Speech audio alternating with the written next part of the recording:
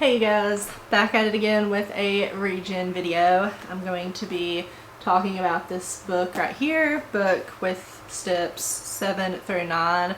I've done highlighted step 7, so today we're going to be talking about step 8, forgive, and step 9, amends.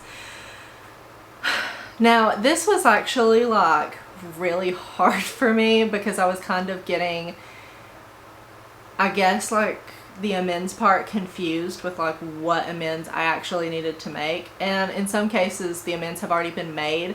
Given the fact that this is my second time through, I really didn't have any long-term amends that needed to be made, or none that was brought to my attention. But step 8, forgive, was a little bit more difficult to kind of forgive people for stuff, and honestly to even ask for forgiveness for my sins. But on page 57, which is week 1, day 5, in step 8, forgive, there was a lot of really good stuff that just kind of stuck out to me. It says, Christians forgive because we trust and obey God. He forgave our sin and commands us to forgive sin. God wants us to hold on to Him for protection, safety, and justice, and God wants us to live free of sin's power and not to use sin's power for ourselves. And the first question on this day is, how have you trusted sin's power or unforgiveness more than God? And I said, by trusting in self and thinking that, oh, I've got this, and not trusting God, which I do quite frequently. I definitely think, oh man, I'm good, I know what I'm doing, and it just goes all out of whack. But so learning how to properly forgive was not that difficult. Like I said, going through it a second time, it was kind of a little bit more easier to grasp. This was one of the more easier steps for me. But step 9, amends, was a little bit more difficult. Not really, but in the sense that I didn't have any like long-term amends to make. I had some short-term amends that kept coming up, and I was like, oof, gonna have to go back and kind of be like, hey, I'm real sorry about that, and I'll get into that in just a second. But on page 108, step 9, amends, week 2, day 4, there is a 7-step way of making a biblical amends.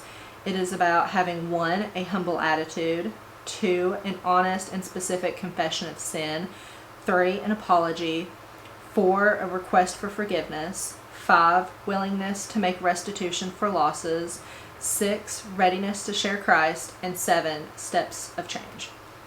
So like following through with like an action plan.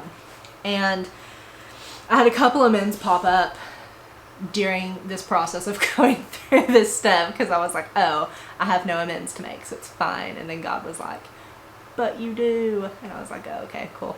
So one of those amends was with a coworker. I definitely snapped and lost it on a coworker, not because of anything that that person had done. It was just my reaction to what they were doing, which what they were doing was not wrong in any way. I just took it in a very bad way and snapped and lost it. And this is somebody that I really like and that I really respect, and we like each other, and I was just like, oh gracious, I'm gonna have to go back and apologize. So I was like, I kept looking at the schedule being like, when are we gonna work together again, and like ran to meet her and was like, hey, I'm so sorry about this, and I just wanted to apologize for what I've done. I was like, you know, I shouldn't have done that, and luckily she accepted my apology. We're good to go. So that was like super nice, because I was very worried, because when you work with somebody, you don't want any tension in the workplace, by no means. So that was super exciting that she was very responsive to that.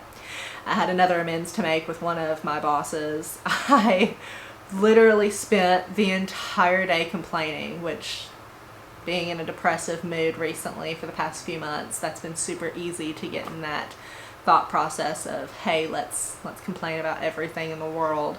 So I did. I spent a whole day complaining, which made no sense because I enjoy what I do. So I had to go back the next day and was like, I literally complained the whole day about stuff that I enjoy doing. I was like, I don't know where that came from, but I'm so sorry. Like, I wanted to apologize and come to you. And once again, that person also accepted my apology. And I mean, sometimes when you make amends, they're not always going to be like super receptive, and I'm very well aware of that. And in some cases I'm like, it's not necessarily like good or bad if they didn't accept it or they were like not responsive to it in a more positive way. But it is still important that if you have that on your heart to make an amends with somebody, like regardless of what their whatever their reaction is going to be, it's important to still make that amends, because if you don't, what it's going to do is it's going to eat you alive, and it's just going to make your life more miserable. And it's much better to air out all of that and let it go and let God take care of it. And in some cases, like if they weren't receptive to the amends, perhaps maybe later on they would become more receptive. I've actually kind of had an amends that went pretty bad and it's still pretty bad, but well, by my standards of what bad is. It was not good nor bad, if you will.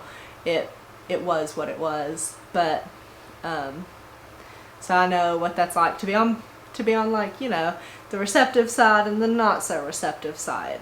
And both outcomes actually turned out to be perfectly okay. They worked out just as God intended them to. So just during this process, and also remember, don't think that you have to make this like immediately. This is not something that like, oh, I wrote this down, it's got to happen within the next week or else it's not going to happen. Give yourself some time. I've heard of people taking years to make amends. I have taken, on the one that went kind of askew, it took a little bit of time for me to, you know, make that amends, waiting on the right time, right place. But just trust God through this process. I know ReGen is getting to the point where it's getting a little bit more difficult. We're currently nearing the end. I'm on week 2 of step 10. Not done my book work yet, but that's where I'm at. But it is getting more and more difficult. But these last 3 steps are definitely more of like hopefully encouraging. So if you can get to the last 3 steps, you're good to go. It's definitely getting more and more difficult for sure. And I'm kind of getting to a point that I'm very confused at, because the last time I went through it, I actually enjoyed doing it and went through the whole thing without any qualms or complaints. But this time around, it's like I'm having a hard time doing my book work. I'm having a hard time getting myself to go to ReGen. I'm having a hard time just even wanting to finish the whole program. I don't know where all of this came from, but it's a whole thing, and I'm not the only one in my group that's struggling with that, and it's just very frustrating to even be going through that. But every time I go to ReGen, every time I do my book work, I never regret it. I always am grateful that I did it. It's kind of like working out. Super, super glad I did it. But yeah, just thought I'd share my thoughts on step 9, or step 8 and step 9. See y'all later. Bye.